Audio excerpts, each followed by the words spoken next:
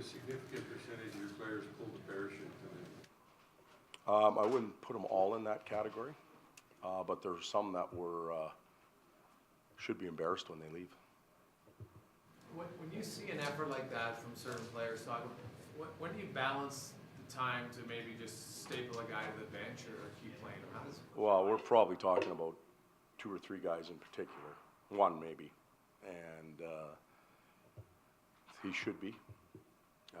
The potential for it exists greatly in the next 10 days, but we'll get through this next little phase. Positive maybe just to play Osterley and Davidson, Yeah. is it fair? They were, at least they're aggressive and they're making plays, and if they're going to err, it's through good intent and aggressiveness, and no complaints about them at all. Actually, that should rub off on maybe 1 or 2 others. What does it say when your best game really in this homestand is against the best team in the league, like Canada? Did you guys just play afraid to get beat badly, and you really played hard against the Ducks and some of the other teams you played against?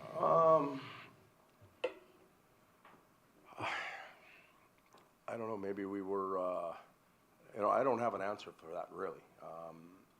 Right now, I'm really disappointed. Obviously, it doesn't get any easier ahead of us. I'm concerned about the spirit of our team. I think there's a lot of guys waiting for something.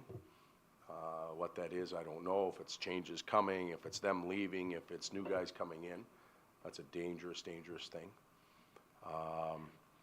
The 3 goals against tonight are, I can't stand here and justify any of them. The missed coverage in the D zone, the lack of a clear on a penalty kill where we've got all the time in the world, and obviously a passing error in the neutral zone that we don't handle a puck on, and that's what we're there for. So I can't explain that. That's disappointing. And then we had phases of really good attack time and effort time. At times we were good in our zone, but we waver and we're up and down throughout the game. Was it disappointing considering you hit them on the ropes late in the second period? Yep. Third goal broke our back. Broke our spirit, broke our back. The way they got it, how easy it was. I can go on and on, but it's over with. You've seen that this season where you've played good stretches and then it seems that your team gives up that major gap that leads to a goal. How do you eliminate that from the player's psyche or just from their play on the ice? Maybe we get rid of some players. Maybe. There was one guy in particular that just stood out to everybody in the building, and that was Justin Schultz. Can you speak to him directly? Can I speak about him, or is that about him? Pretty disappointing night for him as an individual, and it affected the team. Todd, a large part of this core has been through a few years where at this point in the season they're playing these types of games where they're quite a ways out. And I know you just got here. Are you noticing that this group doesn't seem to know how to pull anything out of games at this time of year, that they're maybe a little bit used to having played these games and okay I think that may be a good observation. I'm still early into it. As I mentioned, I'm concerned about our spirit right now.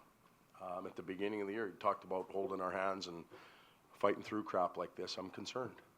And did we fold the cards tonight? I don't know. Well, could be too. I have a huge concern because the spirit of the team isn't where it needs to be, and just individually as a group, there has to be 10 guys in there that have so much pride they pull the rest of the guys along. We'll see what happens over the next 7 days. Maybe there's some guys waiting for that. I don't know, but it's got to get better, or we got to make huge changes.